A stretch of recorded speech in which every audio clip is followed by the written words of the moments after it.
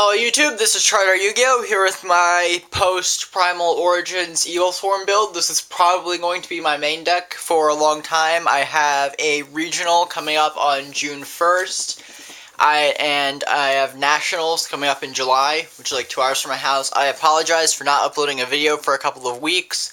I graduate high school in 3 weeks now. And I got a job over at working at Bob Evans as kitchen prep, so I have had absolutely no free time. After I graduate high school, I will have all of the free time in the world because I still have my job, which I'm going to hopefully pick up a lot more hours, and I'll get back to vending cards online. Right now, I'm probably just going to vend locals for a little while. Might probably not sell too much online. I'll try to upload videos from time to time because I feel really bad that I haven't been getting anything uploaded. But anyway, this got first place at locals last weekend, yesterday actually.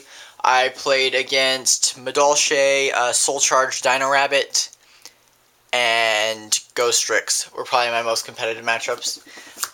3 Heliotrope, 3 Mandragora. Obviously, this is Evilswarms. This part's not very exciting. 3 Caster, 3 Kirkion, 3 Thunderbird, Rescue Rabbit, and I went back to playing Dark Arm Dragon with Soul Charge being in the deck. I have a lot more control over my grave now, especially if I already have a Kirkion in the grave. I can just Soul Charge the Kirkion and get 3 cards out of the grave, just like that, and then drop Dad. Rip up field. 3 Max C. There's a lot more special summoning now. We're going back to a spammy format with Madolche and Soul Charge being a thing in any deck, especially Heretics and stuff like that. Max C did amazingly. It gives me something easy I can side out if I go up against Boojins or Fire Fist. But in general, Max C was amazing. This gave me a few pluses and let me come back from plays, which I think Evilswarm is usually pretty bad at. Rhoda, 3 Pandemic. Only 2 Soul Charge. 3 is just too many if you open with more than 1. And eventually the life points do start to hurt. Like, it's not quite as bad because I usually only bring back at the absolute most 2 monsters with it, but still 2,000 life points, that's quite a bit. I'm running 3 Forbidden Chalice now over Fiendish Chain. I love this card because I can use it in the damage step, I can use it to help me win battles, and I can just use it to negate effects. This was incredible in the Madolche matchup. 3 MST, might side this out if artifacts take off, but artifacts don't seem to be doing as well as they were hyped up to be.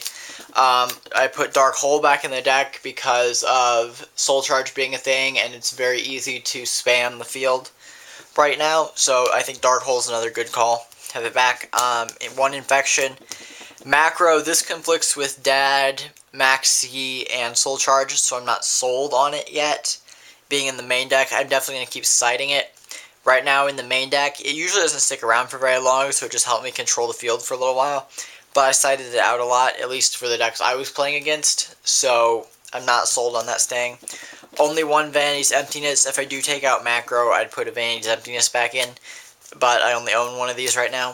1 Wiretap, 1 Bottomless, 1 Torrential, and 1 Solemn Warning. Finish out the Traveling. I cut upstarts because I'm manning the Max C's now, and with Soul Charge being a thing, I don't really want to give my opponents life points, but at the same time, I kind of miss upstarts. I might put it back in. Soul Charge, I can come back from a Soul Charge play reasonably well through Exciton Knight. And anyway, the extra deck, 3 Ophion, obviously 2 Bahamut, because Bahamut is really easy to go into, especially after Soul Charge, and it's removal that doesn't destroy, and if my opponent has something really nasty on the field, I can just take control of it.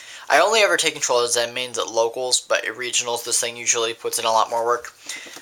Double Exciton Knight, just kind of staple for Evilswarms, and I usually do use both of them. I used both of them on a guy, and he couldn't believe that I actually owned 2 Exciton Knights. Well, first I used the first one, he couldn't believe that I used 1, but I'm like, yeah, it's a staple in Evilswarms. But 101 Key Beetle with the Vanity's Emptiness backed by Key Beetle. It's an almost perfect lockdown for special summonings. 2500 is really hard to get over, so that's a lot of fun.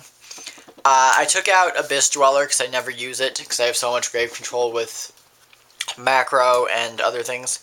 So, but I put in Ragna 0 over it just because I wanted to play with it. I never used it, but it looks like fun. Crazy Box for Skill Drain, Diamond Dyer for Decrees, Cowboy, Black Ship, and Maestroke. I'm not sure. I never went into Dweller, so I was comfortable taking it out. But if I did put Dweller back in, it would be over Cowboy, because I've used the burn damage before, but it's not that critical for the deck. Side deck was just kind of thrown together before the tournament. 2 Veiler, 2 Zombie World, 2 Dress, D-Fissure, 2 Twister, used Twisters a lot. Blackhorn, used Blackhorn a lot. 2 Memory of the Adversary, still love this card for Boojins. 2 D-Prisons because I was worried about the hands. No one was playing the hands, but I was still worried about them. And a Mirror Force because I couldn't find a Kaiser Coliseum. I think I have a Kaiser Coliseum, but I can't seem to find it anywhere. So I just put in a Mirror Force for the last slot. And that is my Evilswarm deck. Like I said, first place at locals. Not that impressive for my locals, but still I was very happy with how the deck performs. If you like the deck profile, thumb it up. If you just want to share this video so I can stay relevant with not uploading videos because I'm working so much. I go to work in 10 minutes anyway right now. So anyway, let me know what you think, and peace out, YouTube.